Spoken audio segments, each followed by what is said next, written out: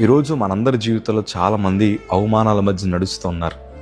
ఈ అవమానాల మధ్య మనం వెళ్తున్నప్పుడు మన హృదయంలో అనిపిస్తూ ఉంటుంది, ప్రభు నన్ను విడిచిపెట్టేశారేమో, ఆయన నా ప్రార్థన వినట్లేదేమో, నా సొంత వారి నన్ను గాయపరుస్తుంటే ప్రభు అలా చూస్తూ ఎందుకు ఉండిపోతున్నారు, లేకపోతే నా శత్రువులందరూ నన్ను గాయపరుస్తుంటే నా ప్రభు చూసి అలా ఎందుకు ఉండిపోతున్నారని చాలాసార్లు మనం ప్రభుని ప్రశ్న అడుగుతూ ఉంటాం.